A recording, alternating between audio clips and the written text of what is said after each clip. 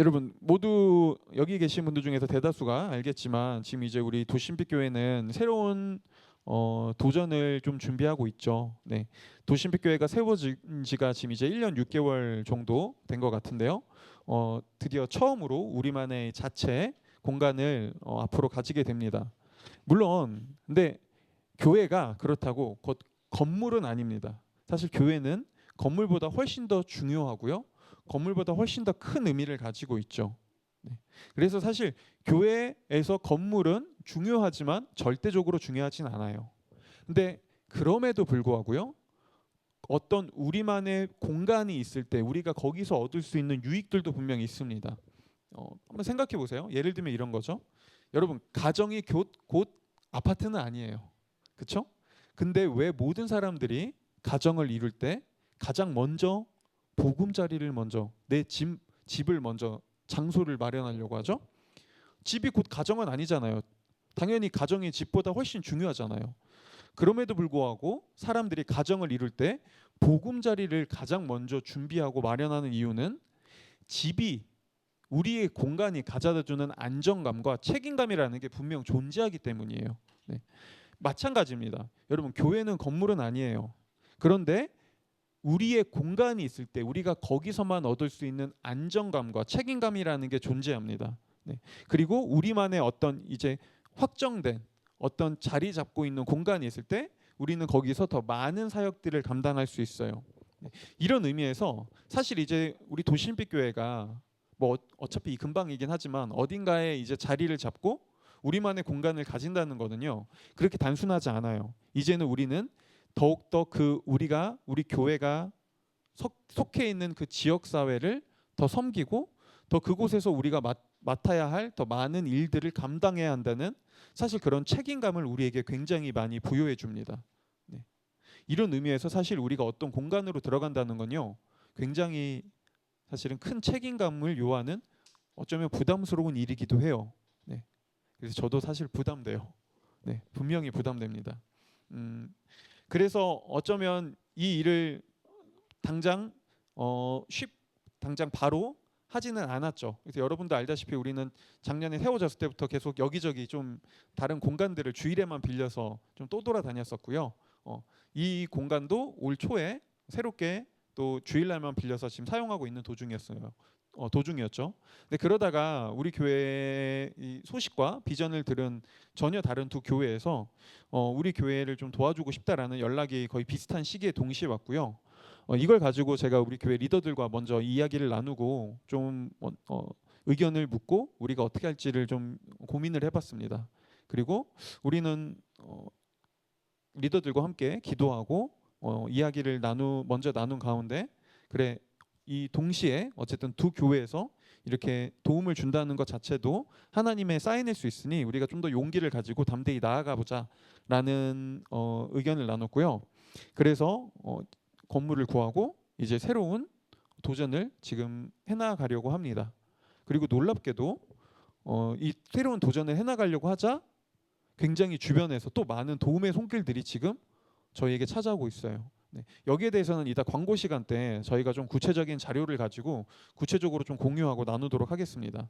어쨌든 우리 도심빛교회는 1년 6개월 만에 새로운 또 도전을 그리고 굉장히 좀 중요한 도전을 시작하는 것 같아요. 그래서 사실 저는 이 시기가 저희에게 도심빛교회 2.0을 알리는 그런 시기 같다고 생각해요. 네. 그래서 저는 이 도심빛교회 2.0을 알리면서 우리에게 과연 필요한 게 뭘지를 좀 고민해 봤어요. 네. 근데 적어도 이런 건 아닌 것 같아요. 우리가 앞으로 건물을 어떻게 꾸미고 이 교회 건물의 인테리어를 어떻게 하고 그 공간을 어떻게 활용하고 그곳에 어떤 것들을 구비하고 이런 게 우리가 도심빛교회의 새로운 도전을 하면서 우리가 가장 먼저 고민하고 해야 할 일은 아닌 것 같아요. 잘못하면 오히려 그런 것만 준비하다가 우리는 배보다 배꼽이 더 커지는 그런 불상사를 맞이할 수도 있겠죠. 네. 근데 저는 우리 교회 안에 그런 일이 일어나긴 원하지 않습니다.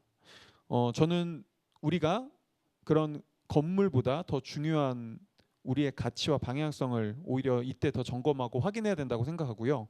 그래서 그런 의미로 도심빛교회 이제 2.0의 시작을 알리면서 다시 한번 우리 교회가 왜 세워졌고 우리가 무엇을 꿈꾸고 우리가 지향하는 바가 무엇이고 우리는 도대체 이 꿈을 무엇을 가지고 갖고 오고 왜 이런 꿈을 꾸게 되었나를 여러분들과 좀 나누려고 합니다. 네. 그리고 여기에 대해서 이야기할 때 먼저 여러분들에게 꼭 말씀드리고 싶은 거는요. 도심빛 교회의 꿈은 저에게서 나온 건 아닙니다. 만약 이 도심빛 교회의 꿈이 저에게서 나왔다면 이거는 저 개인의 야망이 될 수도 있고요. 저의 혼자 망상이 될 수도 있겠죠. 네. 제가 혼자 꾼 꿈은 쉽게 무너지거나 왜곡되기 쉬울 거예요. 그렇죠? 근데 도심빛 교회의 꿈은요. 적어도 저에게서 나온 건 아닙니다. 물론 제가 이 꿈을 처음에 세우긴 했죠. 근데 제가 이 꿈을 꾸게 되고 이 꿈을 품게 된 이유는요. 바로 성경이 말하는 교회가 무엇인가 하는 거에서 나온 거예요. 하나님께서 이 교회를 향한 어떤 꿈을 가지고 계신지 그걸 바탕으로 저도 하나님께서 성경이 말하는 꿈은 이것이구나. 성경이 우리가 이런 교회를 원하고 하나님께서 이런 교회를 세우기를 원하셨구나 라는 걸 가지고 저도 도심빛 교회라는 그 꿈 아래에서 도심빛 교회라는 꿈을 꾸게 됐고요.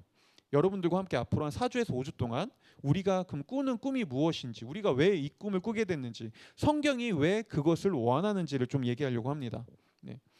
그리고 여러분들 중에서 도시빛 교회를 좀 이제 꾸준히 다녀본 분들은 아시겠지만 우리 교회는 이제 고작 1년 6개월밖에 안 됐지만 우리 교회 안에서 일어난 열매는 사실 그렇게 작진 않은 것 같아요. 많은 사람들이 하나님께 돌아오는 회심이 있었고요. 제가 작년에 우리 교회에서 그러니까 교회를 그동안 다니지 않던 그것과 별개로 우리 교회 와서 진정으로 하나님을 만나고 하나님께 인생을 고백한 회심의 몇 명이 그런 회심을 경험했는지를 보니까요. 24명이 되더라고요. 네, 우리 교회를 통해 진정으로 하나님을 만나고 하나님께 돌아온 영혼들이 24명이고요. 지금 올해도 그 일들은 계속해서 일어나고 있죠. 그렇죠?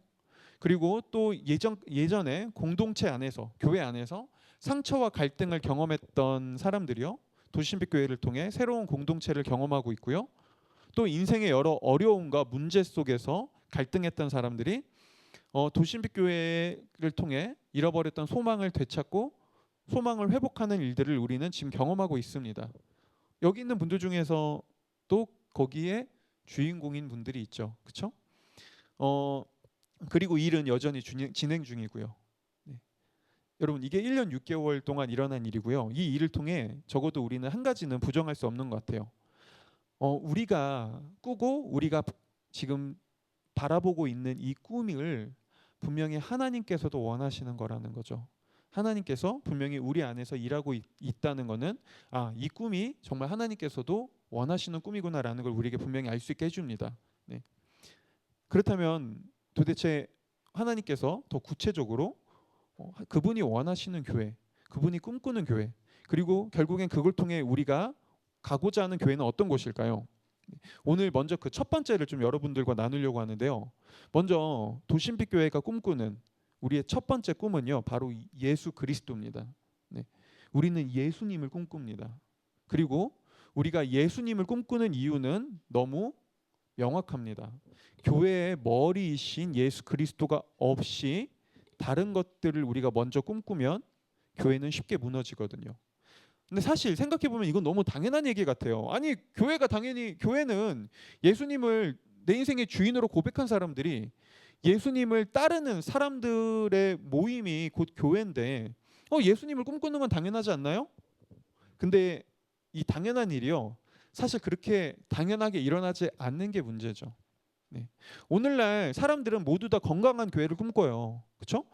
세상에 적어도 교회 다니는 사람이라면 이렇게 교회 다니는 사람은 없을 거예요. 오케이, 좋아. 내가 이 교회 망가뜨려 버리겠어. 내가 이 교회를 무너뜨리겠어. 그럼 신천지겠죠.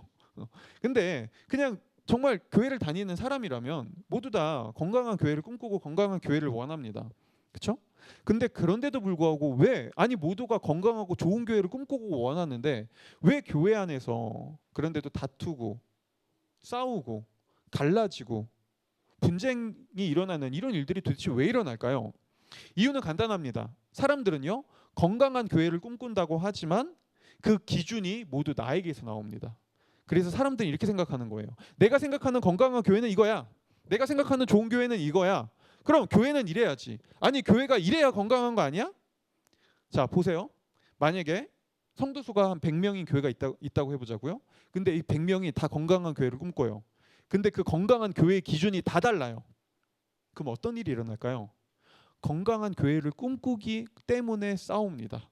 건강한 교회를 꿈꿔서 오히려 다퉈요. 그렇죠? 오히려 서로 상처 줍니다.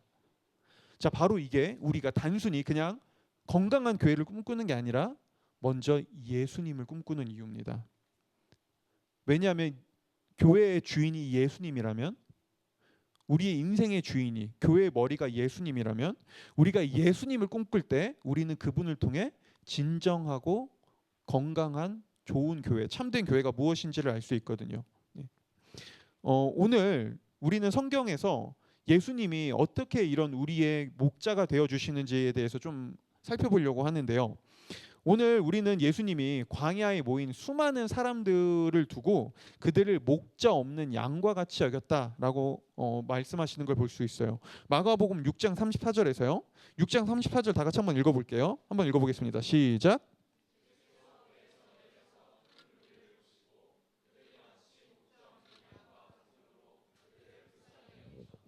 그래서 그들에게 여러 가지로 가르치셨다. 여러분, 오늘 우리가 읽은 성경 이야기는요, 사실 예전에도 한번 다룬 적이 있기 때문에 이 배경을 제가 자세하게 하나하나 또 설명하진 않을 거예요. 근데 간단하게만 다시 한번 말씀드리면은, 예수님 당시에 이스라엘은 로마의 속국으로 지배를 받고 있었어요. 그런데 이스라엘은 로마에게 지배를 받기 전부터 이미 수백 년 동안 다른 여러 나라들에게 번갈아 가면서 바벨론, 마게도냐, 페르시아 여러 나라들에게 수백 년 동안 계속해서 지배당하면서 속국으로 살았어요. 그러다가 이제 세계 패권자가 로마로 바뀌자 다시 로마가 이스라엘을 지배하고 있던 상황이었죠. 여러분, 이게 얼마나 큰 영향을 미치는 줄 아나요? 우리나라만 해도 보세요. 우리나라가 일제 시대 때 몇 년 동안 압제를 당했죠? 36년. 그렇죠? 근데 그 36년의 잔재가 아직까지 남아 있죠. 그때의 그 문제들, 그때 그 아픔, 역사적 아픔이 여전히 우리에게 남아 있습니다. 그렇죠? 근데 이스라엘은요, 수백 년 동안 한 번도 자신들의 국가를 이룬 적이 없습니다. 계속해서 지배당하며 살았죠. 자, 그들의 혼란이 어땠을지 조금이라도 짐작이 가시나요?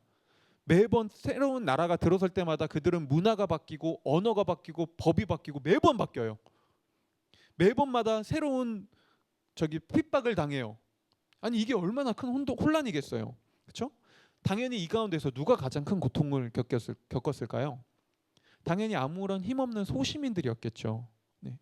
이런 이 시대적 아픔 속에서 이스라엘 사람들은 하나님이 약속한 메시아 그리스도가 와서 자신들을 이 속박에서 풀어주고 구원해 주기를 간절히 원했습니다. 그런데 그들에게 어느 날 이 예수님에 대한 소문이 들리는 거예요. 그리고 이스라엘 사람들은 생각하기 시작하죠. 저분이 진짜 그리스도가 아닐까? 아, 저분이 진짜 하나님이 약속한 메시아가 아닐까? 그래서 그 예수님을 쫓아 지금 이들은 광야 한가운데로 나와 있었습니다.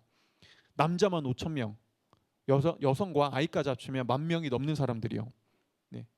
그리고 성경은 그들의 모습을 뭐라고 표현하냐면요, 그들이 지금 광야 한가운데로 나와 있다라고 표현해요. 그들의 이 삶의 모습, 그들의 마음을 두고요, 그들의 상황과 그들의 배경을 두고요. 자, 여러분, 광야는 어떤 곳이죠? 광야는 허허벌판입니다. 광야에는 길이라는 게 마땅한 길이 없어요. 그렇죠? 광야에는 오랜 목적지가 없습니다. 그래서 오랜 시간 내가 길을 걸어도, 우리가 광야 한가운데 있다면, 사막 한가운데 있다면, 저는 사막을 안 가봐서 모르겠어요. 근데 한번 우리가 상상이라도 해보자고요. 아니면 여러분들이 산에서 길을 잃었다고 해보자고요. 그나마 한국에서 우리가 광야와 비슷한 이미지를 가질 수 있는 건 산에서 길을 잃어버리는 걸 거예요. 막 길을 헤맸는데 길이 나오지 않아요. 내가 분명 등산로를 통해 들어왔는데 어느새 그 길을 잃어버렸어요. 모든 곳이 똑같아요. 내가 그래서 여기서 벗어나기 위해 막 한참 동안 길을 걸어도 내가 과연 제대로 된 길을 걷고 있는지, 여기서 내가 밖으로 다시 나갈 수 있는지, 혹시 앞에 낭떠러지가 있진 않을지 한 치 앞도 모릅니다. 그렇죠? 이게 광야입니다. 그리고 이게 오늘 성경이 수많은 사람들이 길을 잃어버린 채 뭔가 자신들의 삶에 국가적 위기 속에, 방황 속에 목적지를 잃어버린 채 예수님을 쫓아 나와 있는 그들의 모습을 광야라고 표현한 이유기도 합니다. 그런데 여러분, 이 광야의 모습이 우리 인생과 비슷하지 않아요? 여러분, 이런 말 한 번쯤 들어본 적 있지 않으신가요? 인생은 목적지 없는 여행이에요 라는 말이요. 한 번쯤 들어본 적 있으실 거예요. 그런데 저는 그 말 들을 때마다 이런 생각이 들더라고요. 목적지 없이 여행이 가능해요? 물론 가능할 수 있어요. 처음에는요. 우리가 그럴 수 있죠. 우리 목적지 없이 그냥 어디론가 떠나봅시다. 떠날 수 있습니다. 막 비행기표를 끊고 어딘가로 그냥 훌쩍 떠날 수 있어요. 처음에는 재밌겠죠. 좋겠죠. 그 여정들이 즐겁겠죠. 근데 그게 한 달, 두 달, 세 달, 네 달, 1년, 2년, 10년이 되면요. 그때도 여전히 그걸 여행으로 여길 수 있을까요? 그때도 여전히 목적지 없이 인생을 여행처럼 즐길 수 있을까요? 아니요. 시간이 지나다 보면 언젠가 우리는 내가 더 이상 여행을 하고 있다는 생각을 하지 못할 겁니다. 나 지금 뭐 하고 있는 거지? 앞으로는 어떻게 어디를 향해 가지? 내가 이걸 왜 하고 있지? 그렇죠? 우리는 그리고 그때부터 그걸 여행이 아니라 방황이라고 부르겠죠. 네. 근데 인생은 목적지 없는 여행이라고요? 한평생을 살아가는 건데요. 어, 여러분들 중에서 여행 유튜버인 빠니보틀을 아시는 분들이 있을 거예요. 그렇죠? 근데 예전에 빠니보틀이 여행 유튜버 초창기 때 잠시 여행을 중단한 적이 있거든요. 그가 번아웃이 와서. 근데 그때 했던 말이 있어요. 제가 그거 읽어 드릴게요. 저는 여행이 너무 좋아서 여행을 시작했던 사람이고 한때는 공항에만 가도 설레고 즐거워했던 사람인데 지금은 공항을 가든 버스를 타든 바다를 보든 산을 보든 그냥 무념무상이에요. 이제 아무 생각이 없어요. 언젠가부터 내가 그토록 즐거워하고 재밌어하던 걸 더 이상 즐기지 못하고 있어요. 저는 항상 내가 하고 싶은 걸 한다는, 내가 원하는 걸 한다는 그런 자부심이 있던 사람인데, 그러면서요 그는 이어서 이렇게 얘기했습니다. 아이러니한 것 같아요. 한국에 있는 사람들은 여행 가고 싶다 여행 가고 싶다 하지만 정작 여행을 나와 있는 저는 이제 그만 한국 가고 싶다, 이제 그만 친구들 만나고 싶다, 집에 가고 싶다, 여기 있기 싫다라고 생각하거든요. 사람은 항상 자기에게 결핍되어 있는 뭔가를 원하는 것만 같아요. 네, 여러분 이때가요 빠니보틀이 이 여행 유튜버로 여행을 시작한 지 200일 조금 넘었을 때였어요. 네. 보세요. 뭘 보여주죠? 여러분 목적지 없는 여행은요 200일이 좀 넘으면 한계가 옵니다. 물론 누군가는 좀 더 길 수 있어요. 누군가는 1년, 2년이 될 수도 있어요. 근데 분명한 거는요. 우리가 목적지가 없다면, 그렇게 떠돈다면 언젠가 우리는 인생에서 길을 잃어버립니다. 방황합니다. 그렇죠? 뭘 보여주죠? 여러분 목적지 없는 여행이라는 건 애시당초 존재할 수 없습니다. 우리에겐, 그리고 이 사실은 우리에게 또 다른 한 가지를 보여주죠. 여러분 우리에겐요 목적지가 필요해요. 우리에겐 모두 내가 어디를 향해 가고 있고 내가 어느 곳으로 가야 하는지에 대한 길이 필요한 존재들이에요. 바로 이게 우리가 인생을 살면서 때로 길을 잃어버린 것 같고 내가 잘 살고 있는지 문득문득 스스로에게 질문하고 내가 지금 올바른 삶을, 내 선택의 길이 맞는지 고민하는 이유입니다. 목적지를 잃어버린 인생에서 우리는 마치 내가 광야에 있는 것 같은 느낌을 받습니다. 그렇죠? 그래서 항상 두려워하죠. 내가 나름 선택하고 어떤 길을 가고 있음에도 불구하고 확신하지 못하죠. 애시당초. 그리고 우리 한 가지 더 생각해 보자고요. 여러분 인생에 목적지 없는 여행이라면 왜 내가 지금 인생의 길을 잘 가고 있는지 왜 굳이 우리는 고민해야 하죠? 목적지 따윈 없잖아요. 그냥 가면 되죠. 왜 내가 인생에서 뭔가를 선택할 때 이 선택이 맞는 걸까 저 선택이 맞는 걸까 뭐가 나에게 더 좋은 거지? 라고 굳이 왜 고민해요? 목적지 같은 건 없잖아요. 그냥 아무거나 선택하면 되죠. 어차피 뭐든 되지 않겠어요? 왜 내가 어떤 회사를 가고자 할 때, 내 인생의 중요한 선택의 순간에, 연애를 할 때조차도 이 남자가 맞을까 저 남자가 맞을까, 이 여자가 맞을까 저 여자가 맞을까, 뭐하러 고민해요? 어차피 목적지 같은 건 없는데 결국에 그놈이겠죠. 어른들이 얘기하는 것처럼. 근데 왜 고민하냐고요. 그냥 아무렇게나 살면 되죠. 어차피 목적지 같은 건 없는데. 하지만 보세요. 여러분, 그렇게 살 수 있나요? 그렇게 아무거나 막 선택하면서 아무 길이나 가면서 살 수 있나요? 아니요. 우리는 모두 조금이라도 내가 더 잘 살고 있고 내가 더 잘 가고 있는지, 내 선택이 옳은 건지 끊임없이 확신받고 싶습니다. 누군가가 알려주기를 원합니다. 왜요? 우리 인생에 목적지가 있으니까요.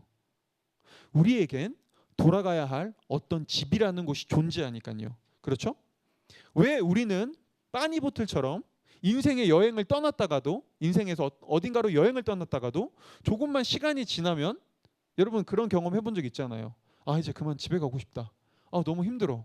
아니, 아무리 우리가 좋아서 여행을 떠났다가도 좀 시간이 지나면 집이 그리워질 때가 있어요. 왜 집이 그립죠?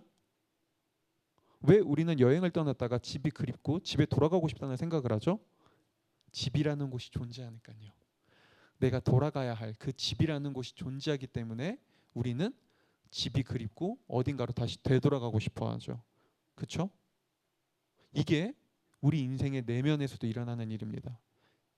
우리 인생은 목적지 없는 여행이 아닙니다. 우리는 모두 다 내가 어딘가로 향하고 있고 내가 돌아가야 할 집이 있다는 것을 알고 있습니다. 그래서 이걸 가지고 C.S. 루이스는요, 이렇게 얘기했습니다. 목이 마르는 이유는 물이 존재하기 때문이고, 배가 고픈 이유는 음식이 존재하기 때문이며, 성욕을 느끼는 이유는 섹스가 존재하기 때문입니다. 그렇다면 우리가 세상에서 행복과 만족을 추구하는 이유는 그것을 채워줄 무엇인가가 존재하기 때문은 아니겠습니까? 그렇죠? 네, 여러분, 우리가 인생에서 끊임없이 질문하고 길을 찾고 선택의 순간에 고민하는 이유는 정말 인생의 옳은 길, 옳은 선택이 어딘가에 존재하기 때문입니다. 하지만 문제는 우리가 지금까지 끊임없이 후회했던 것처럼, 우리가 지금까지 끊임없이 방황했던 것처럼 우리는 그게 뭔지 잘 모른다는 거예요. 우리는 뭐가 나에게 옳은 선택인지 모른다는 거예요. 그래서 한때는 이게 나에게 맞는 길이야 라고 선택했다가 후회하죠. 그렇죠? 오늘 예수님은요, 이런 사람들의 모습을 보면서 단순히 그들이 길을 잃었다, 그들이 방황하고 있다라고 말하지 않습니다. 예수님은 조금 더 구체적으로 그들을 향해 이렇게 말씀하십니다. 그들이 목자를 잃어버렸다라고요. 네. 그리고 바로 이게 성경이 말하는 우리가 인생의 광야를 경험하는 이유예요. 우리는 단순히 길을 잃은 게 아니에요.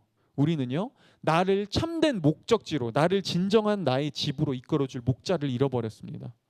왜 우리는 목자를 잃어버렸을까요? 이유는 간단합니다. 오늘날 사람들은 이렇게 생각하거든요. 인생의 목자는 나예요. 인생의 주인은 나예요. 그래서 내가 원하는 걸 선택하고 내가 원하는 길을 결정하고 그 모든 걸 내가 옳은 길로 나아갈 권한은 나에게 있어요. 내 길은 내가 가장 잘 알아요. 내가 내 인생의 목자입니다라고 생각하거든요. 근데 진짜 우리가 목자인가요? 여러분, 한번 고민해 보자고요. 내가 진짜 내 인생의 참된 목자가 될 수 있다고 생각하시나요? 근데 왜 길을 모르세요? 아니, 내가 내 인생의 참된 목자인데 왜 때로는 내가 선택한 길에 왜 후회하죠? 왜 내가 저곳에 가면 정말 아름다운 꼴이 있을 거야, 정말 먹을 양식이 풍족할 거야 라고 그곳에 갔는데 왜 허허벌판이죠? 아니, 내가 내 인생의 목자인데 왜 내 길조차 제대로 알지 못하죠? 네, 사실 우리는 내 인생의 진짜 목자가 될 수 없습니다. 우리는 목자라기보단 사실 길을 잃어버린 채 방황하고 있는 양에 불과합니다. 근데 여러분 생각해 보자고요. 내 인생의 길도 모르는 사람들이, 내 인생의 목자가 될 수 없는 사람들이 함께 모여서 열심히 회의하고 열심히 토론하고 열심히 머리를 싸매면서 고민하면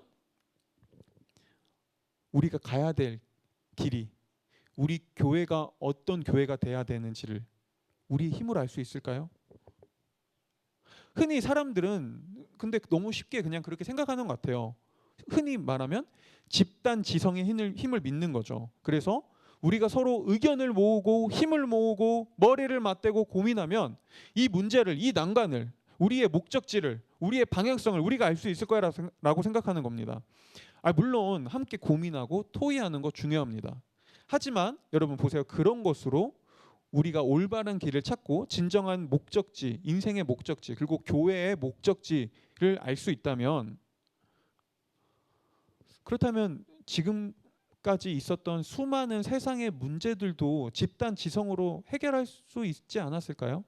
이미 세상의 모든 수많은 문제들이 많이 해결되지 않았을까요? 아니 수천 년 동안 인류는 끊임없이 이 문제를 해결하기 위해서 끊임없이 머리를 맞대었잖아요. 끊임없이 토론했잖아요. 끊임없이 씨름했잖아요. 지금도 그 과정 가운데 있잖아요. 근데 왜 그렇게 수많은 똑똑한 지성인들이 모여서 머리를 싸매고 회의하고 그렇게 집단 지성으로 함께 하는데도 불구하고 왜 여전히 세상의 문제 그 작은 것 하나 제대로 해결되는 게 없죠? 왜 인류는 전쟁이라는 이 갈등 하나조차도 해결하지 못하죠? 보세요. 수많은 사람들이 전쟁을 막기 위해 머리를 맞대어 힘을 합칩니다. 그래서 기구를 만들고 뭔가 협력하고, 그렇죠? 전쟁 반대 운동을 하죠. 그런데도 이 전쟁은 끝나지 않습니다. 네, 집단 지성은 중요합니다. 그런데 여러분, 집단 지성이 서로 머리를 맞댄다고 해서 문제들이 해결될 수 있는 건 아닙니다. 사실 이거는 그렇게까지 이상한 일은 아닐지 몰라요. 왜냐하면 아니 내 인생의 길도 모르는 사람들이 10명 모인다고 더 큰 길, 세상이 나아가야 될 길, 우리 사회의 이런 문제들을 해결할 수 있을까요? 안 되죠. 내 인생의 길도 모르는 사람들이 더 10명 모인다고 100명 모인다고 더 큰 문제를 어떻게 해결하나요? 사실 그건 너무 순진한 생각이에요. 여러분, 그리고 인간은요, 가지고 있는 한계가 명확합니다. 우리가 가지고 있는 지적, 물적, 자원의 한계는 이 거대한 세상 앞에, 거대한 세상의 문제 앞에 너무 작고 초라합니다. 그래서 이걸로만 해결이 되지 않아요. 마치 오늘 물고기 2마리와 빵 5개를 가지고 5천 명, 만 명이 넘는 사람들을 먹여야 했던 제자들처럼요. 그걸로 안 됩니다. 제자들이 12명 모여서 12명 모여봤자 가지고 있던 게 물고기 2마리랑 빵 5개였다고요. 집단 지성의 힘을 모여봤자. 근데 그걸로 5천 명, 만 명을 어떻게 먹이나요? 한계를 가지고 있죠. 그런데 오늘 예수님은 제자들한테 너무나 이상한 말씀을 하나 하세요. 그분은 이렇게 말씀하십니다. 6장 37절을 우리가 다 같이 한번 읽어볼게요. 한번 읽어보겠습니다. 시작.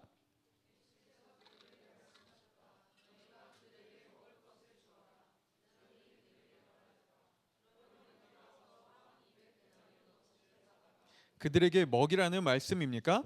네, 여러분 오늘 예수님은요 제자들에게 돈이 없다는 걸 알고 있었습니다. 제자들이 가지고 있는 건 고작 빵 2마리와 빵 2마리란다. 빵 5개와 물고기 2마리라는 걸 그분은 알고 계셨어요. 턱없이 부족하다는 걸 알고 있었습니다. 근데도 예수님은 제자들에게 말해요. 너희가 먹을 것을 주거라라고요. 왜요? 왜 그분은 이런 말도 안 되는 말씀을 시켰죠? 바로 뒤에서 우리가 그 이유를 알 수 있는데요. 실제로 제자들은 바로 뒤에서 빵 5개와 물고기 2마리로 5천 명이 넘는 사람들을 먹이고도 남기는 엄청난 기적을 일으킵니다. 어떻게 제자들이 갑자기 이런 일을 할 수 있었을까요? 그들의 이 한정적 자원을 가지고요. 이유는 간단해요. 제자들이요, 자신이 가지고 있었던 이 작고 한계가 명확한 자원을 예수님께로 가지고 갔거든요. 그리고 예수님이 그것을 다시 제자들에게 나눠주고요. 제자들이 예수님께 받은 걸 다시 사람들에게 나눠줄 때 그곳에 놀라운 기적이, 수많은 사람들이 먹고 배부르게 사람들의 필요를 채워주는 일이 일어납니다. 여러분, 예수님이 뭘 얘기하고 싶은지가 보이세요? 원래 제자들이 가지고 있던 자원은 굉장히 한정적이었어요. 근데 그것들을 가지고 제자들이 예수님께 나갔을 때, 예수님의 손에 그것 자신들의 모든 것을 의탁했을 때, 그분께 도움을 요청했을 때, 그들은요, 그들의 자원을 넘어서는 엄청난 일을, 한계를 뚫어내는 그 일을 합니다. 이 이야기는요, 단순히 여러분 보세요, 예수님이 이런 분입니다. 그분께 투자하십시오. 그러면 엄청난 수익률을 낼 수 있습니다. 그분께 투자하면 빵 5개와 물고기 2마리와 같은 나의 자산과 나의 연약함을 가지고 그분이 엄청난 일을 하실 수 있습니다. 그러니 그분께 나와 인생을 바치고 헌금하세요 라는 말을 하는 게 아닙니다. 오늘 성경은 우리에게 이걸 말씀해 주고 싶었던 거예요.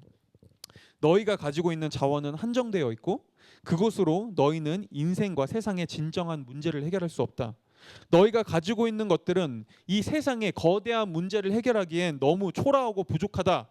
하지만 나는 가능하다. 너희에게는 불가능해 보이는 그 일을 나는 할 수 있다. 내가 너희의 참된 목자이기 때문이다. 오직 참된 목자만이 진정으로 양떼의 필요를 알고 양떼를 먹일 수 있다. 그러니 너희의 한계와 부족함을 인정하고 나에게로 오거라. 내가 너희의 진짜 목자가 되어주겠다라고요.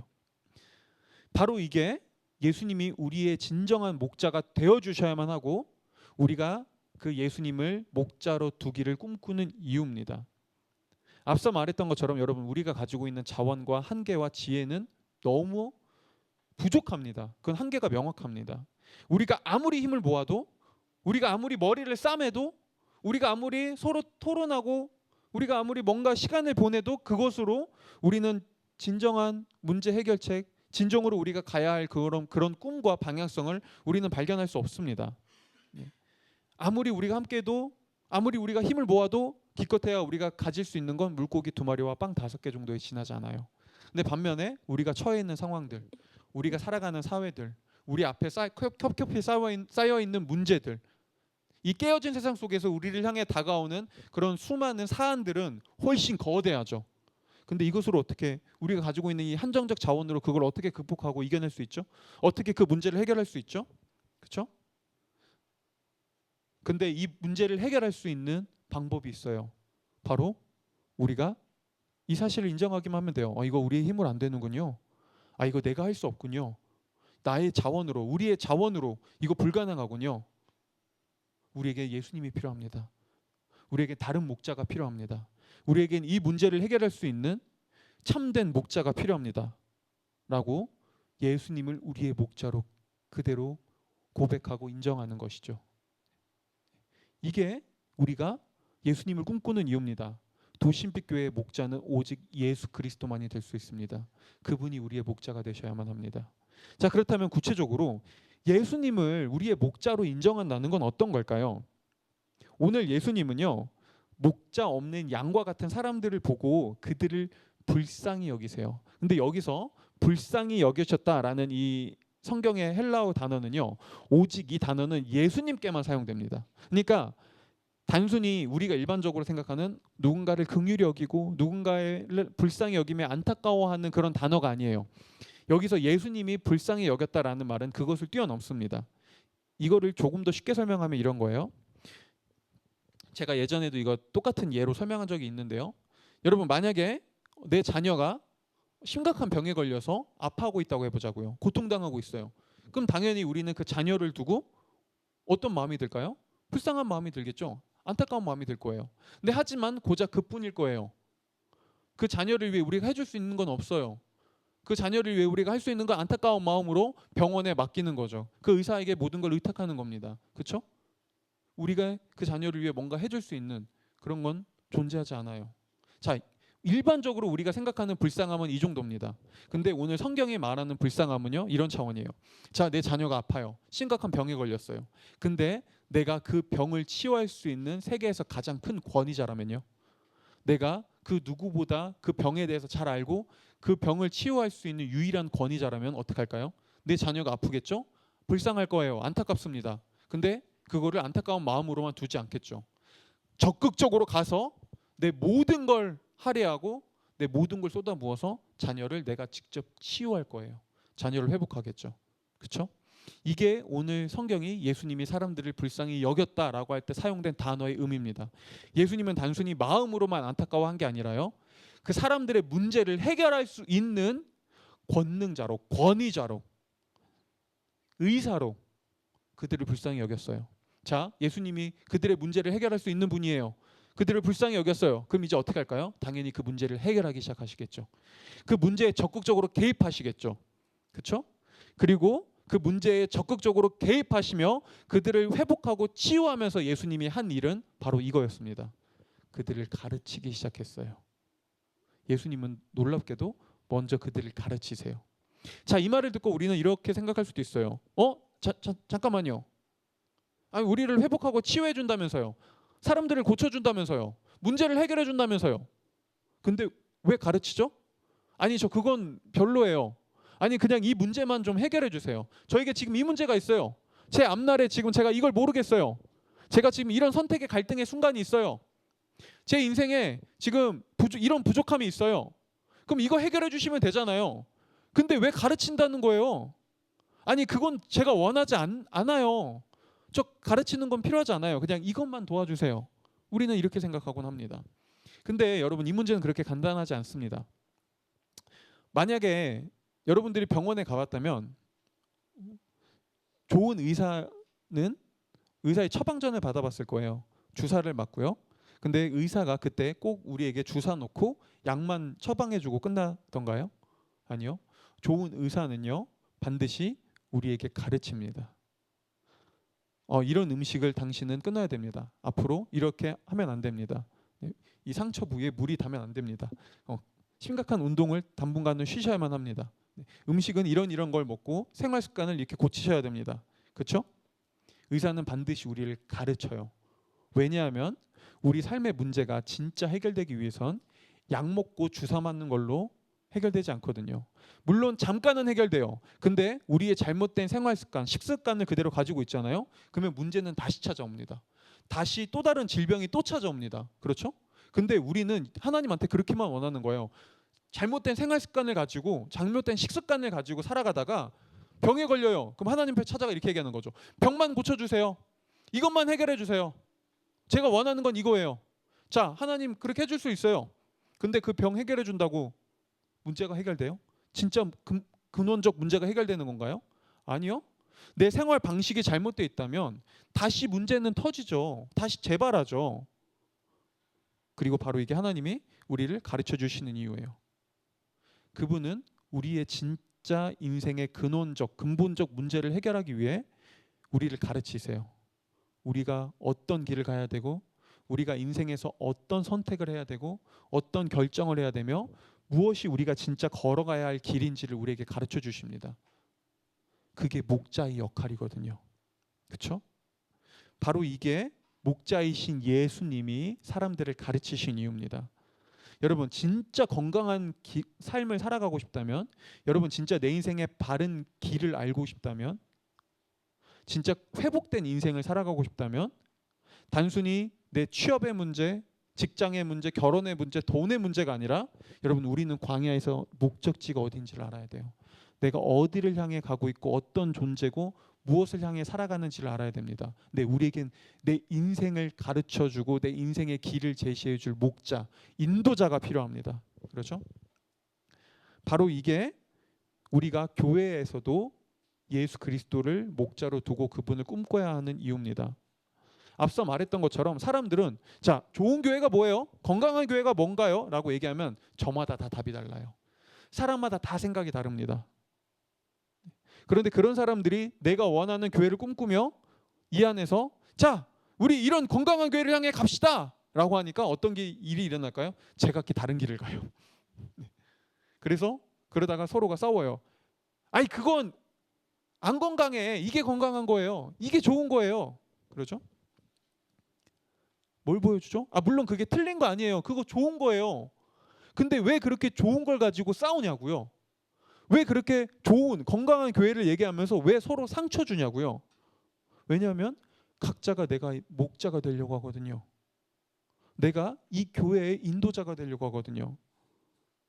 각 사람들이 내가 가지고 있는 이 한정된 자원, 빵 5개, 물고기 2마리를 가지고 교회를 세우려고 하고 사람을 섬기려고 하거든요. 서로 하나가 되려고 하거든요. 나의 작은 그 자원 가지고요. 나의 그 작은 마음 가지고요. 나도 잘 사랑하지 못하는 그 사랑 가지고 서로 사랑하려고 하거든요. 물론 처음엔 될 수 있어요. 시간이 지나면 어떻게 될까요? 다 없어지죠. 사람을 섬기는 일 내 마음대로 되지 않습니다. 지쳐 쓰러집니다. 내 마음의 에너지가 막 떨어지기 시작하는 순간이 옵니다. 그럴 때면 어떤 일이 오죠? 이제 그때는 서로가 귀찮아집니다. 때로는 상대방이 미워집니다. 때로는 모든 걸 다 포기하고 싶어지죠. 왜요? 내 자원으로 사람들을 먹이려고 하니까요. 여러분 이건 목사인 저도 마찬가지입니다.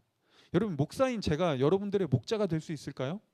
아니요. 저는 여러분들의 목자가 아닙니다.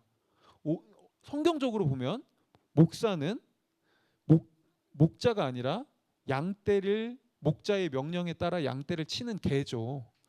저는 양치기 개에 불과합니다. 그렇죠? 저도 진정한 목자가 될 수 없어요. 저도 목자의 명령을 따라야 합니다. 저도 예수 그리스도를 목자로 두고 그분이 말씀하시는 것들을 저도 배우고 그분의 가르침을 따라 교회를 섬기려고 해야 합니다. 그렇죠? 이런 의미에서 우리 모두가 예수 그리스도를 목자로 두고 그분의 가르침을 받지 않는다면 여러분 교회는 이상해집니다. 목사인 제가 예수 그리스도의 가르침을 받지 않는다면 교회는 왜곡되기 시작합니다.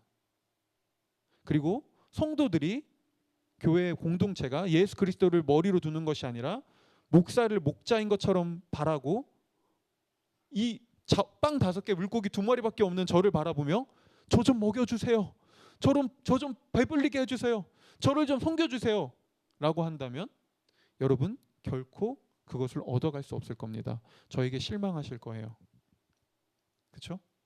근데 오늘날 한국 교회에 이런 일이 너무나 쉽게 일어납니다. 많은 사람들이 목사를 목자인 양 바라봅니다.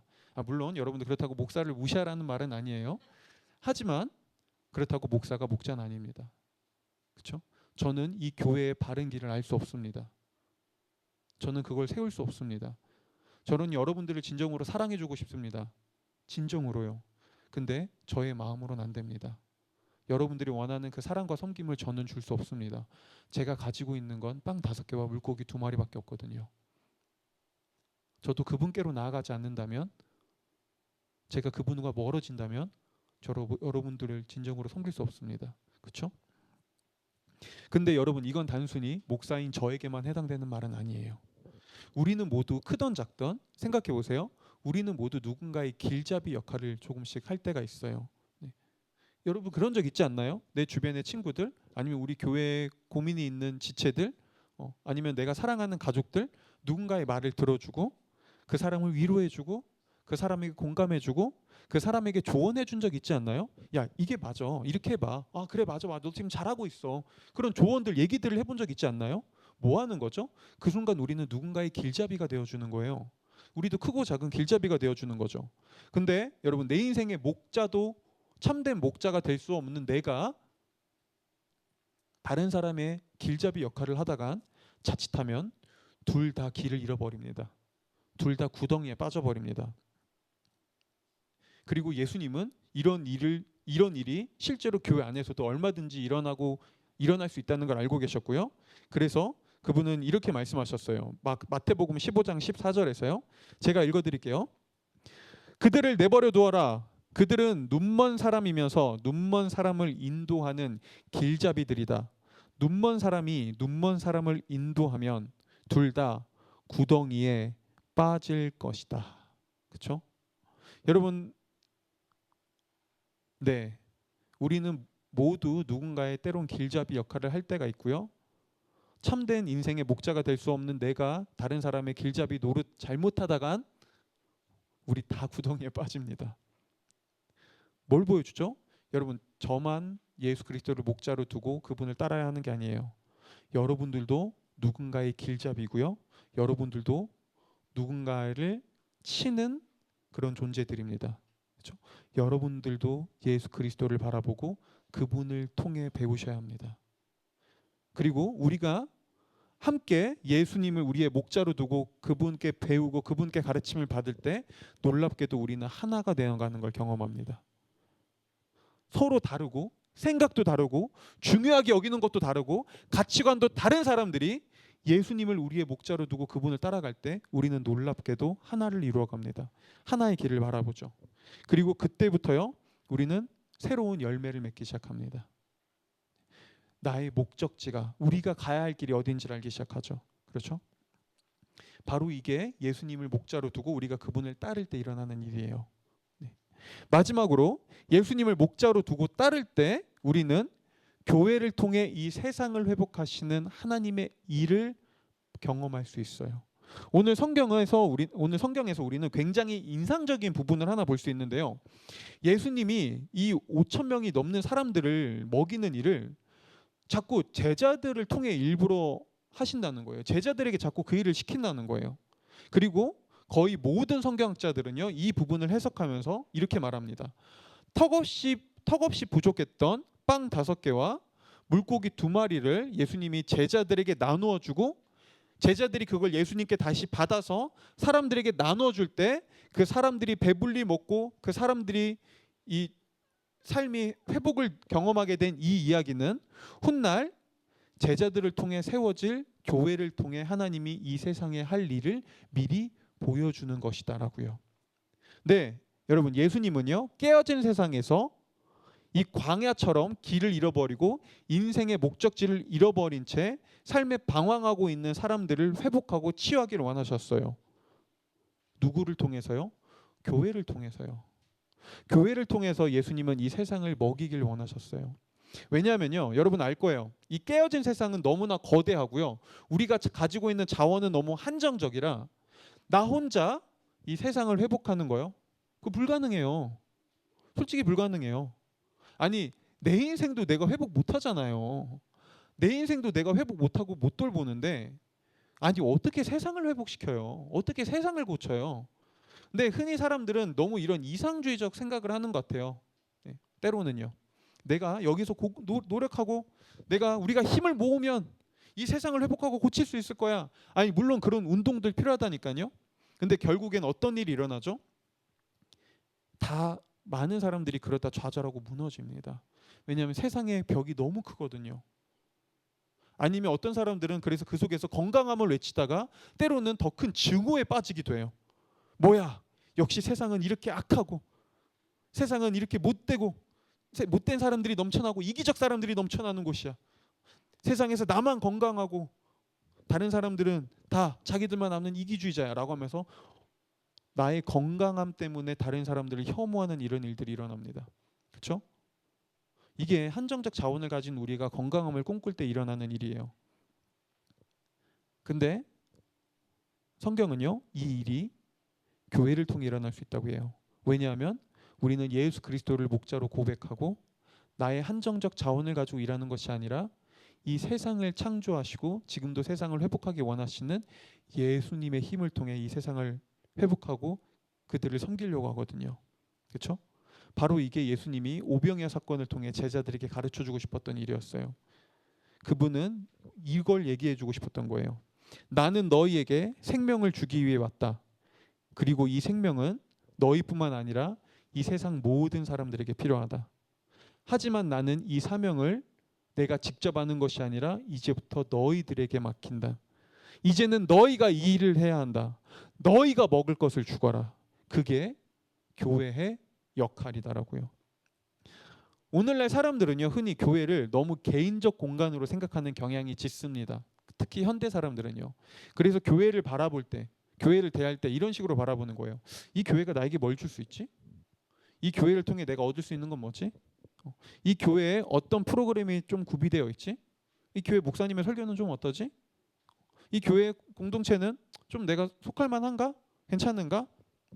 아니 그거 고민해야죠. 근데요, 모든 중심이 나에게 있습니다. 교회를 내가 소비하려고 합니다. 내가 교회를 통해 무엇인가 때론 더 큰 가치를 위해 헌신하고 하나님께서 교회를 통해 세상을 회복하는 그 일에 때로는 나의 삶을 희생하려고 하는 것은 바보 같다고 생각해 버립니다. 그렇죠? 그래서 교회를 나를 위해서 이용하려고 하는 경우도 굉장히 많죠. 아니면 반대로 교회가 사람을, 영혼들을 이용하려고 하는 경우들도 많습니다. 네. 목자가 되어 자신들의 야망을 위해 교회를, 성도들을 사용하고 이용하는 것이죠. 네. 그래서 저는 목사라고 생각하지도 않고 사실 그 사람은 목사도 아닌데 원래 파면됐거든요. 근데 최근에 있잖아요, 그 이상한 목사, 전 목사, 네, 그렇죠? 뉴스 보다가 진짜 충격 받았어요. 사람들 모아놓고 대가리바가 말이 돼요? 진짜 그 사람은 제가 볼 땐 나중에 됐어, 여기까지. 굳이 그런 사람 얘기할 필요도 없는 것 같아요. 왜 그런 일이 일어날까요? 도대체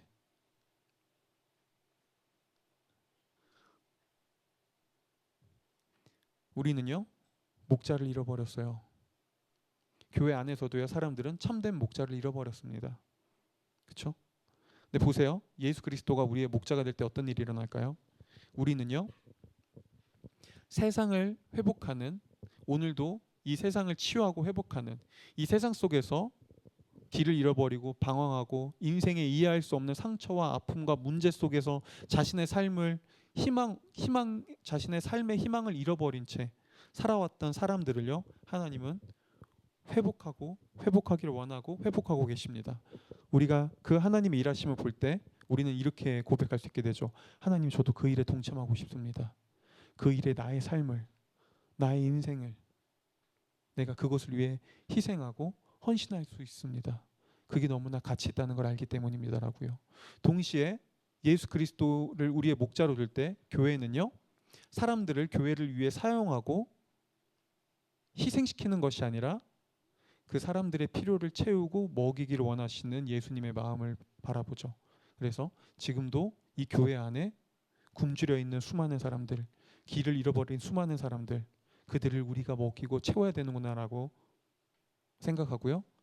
그들을 영혼들을 세우고 영혼들을 섬기며 영혼들을 더 배불리 먹이려고 하겠죠. 그렇죠? 바로 이게 예수 그리스도가 우리의 목자가 될 때, 우리가 그분을 꿈꿀 때 우리에게 일어나는 일입니다. 여러분, 오늘날 사람들은요, 이렇게 말합니다. 세상이 너무 이상해져 가고 있어요. 세상이 너무 아파요. 세상에 아픈 사람들이 너무 많아요. 세상에 너무 수많은 결핍들과 문제들이 가득합니다. 그러면서 이렇게 얘기하기도 하죠. 도대체 이런 세상에서 하나님 뭐 하고 계신 거예요? 아니, 세상에 이런 문제들이 많은데, 세상에 이런 수많은 어려운 사람들, 고통받는 사람들이 많은데 하나님 도대체 뭐 하고 계시는 거죠? 여러분, 오늘 성경을 보세요. 제자들이 그 얘기하고 있었던 거예요. 예수님의 찾아가 제자들이 뭐라고 얘기하죠? 그분이 제자들이 이렇게 얘기하는 거죠. 예수님께. 예수님, 사람들 보십시오. 배고파합니다. 날이 어두워졌습니다. 그들이 지금 힘들어합니다. 그들이 하루 종일 굶어서 지금 탈진해 있습니다. 그때 예수님이 제자들에게 뭐라고 하죠? 이렇게 말씀하고 계시죠. 너희가 먹을 것을 주거라. 그들 너희가 먹여야 된다. 너희가 그들을 먹이거라라고요. 여러분, 이게 오늘날에도 교회를 향해 이 깨어지고 수많은 사람들이 인생의 길을 잃고 방황하고 문제와 아픔 속에서 망망해져 있는 그 사람들을 바라보는 교회를 향해 예수님이 하시는 말씀입니다. 그분은 우리에게 이렇게 말씀하고 있는 거예요. 이 도심 속에서 아파하고 굶주려하고 목자를 잃어버린 채 방황하고 있는 그 영혼들이 보이느냐? 너희가 그들에게 먹을 것을 주거라. 너희가 그들을 먹이거라. 너희가 그들의 필요를 채워주거라. 너희가 그들을 돕거라라고요. 말씀을 마치겠습니다. 여러분, 저는요, 최근에 이 일이 얼마나 정말 중요하고 더 가치 있는 일인지를 깨닫게 됐습니다. 왜냐하면 여러분도 알다시피 저희 교회가 새로운 이전을 준비하면서 저희 20, 30대 청년들로 모여있는 교회에 무슨 자원이 있나요? 네, 저희 아무것도 가진 게 없이 정말로 여러 도움들을 통해서 이제 교회를 준비하고 이전을 준비하고 있었는데요. 그 가운데서 우리 교회 소식을 듣고 앞서 얘기했던 다른 두 교회뿐만 아니라 전혀 저도 모르는, 전혀 모르는 분들이 아름아름 소식을 듣고 엄청난 손길들을 베풀어 줬어요. 그리고 저는 그걸 통해서요, 한 가지를 경험하기 시작했어요. 사실 저는 인생을 살면서 거의 저희 인생의 많은 순간들을 문제들을 저의 힘으로 해결했어야 됐거든요.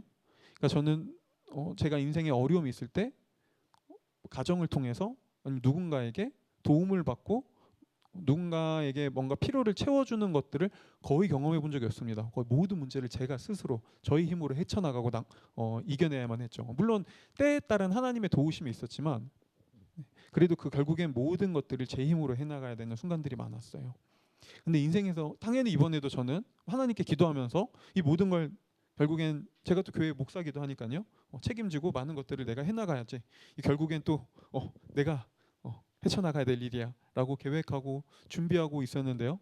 물론 지금도 그런 과정 가운데 있지만 그 가운데 너무나 많은 도움의 손길들을 경험했습니다. 그리고 이건 지금도 이어지고 있습니다. 그리고 저는 그때 인생에서 처음으로 이 한 가지 사실을 너무나 깊게 깨달았어요. 누군가에게 도움을 받는 건 이렇게 놀라운 일이구나. 누군가가 나를 지지해주고 실제로 도와주고 나의 필요를 채워주는 일은 이건 엄청난 일이고 이건 엄청 가치 있는 일이구나. 이건 인생에서 엄청 큰 힘이 되는구나라고요.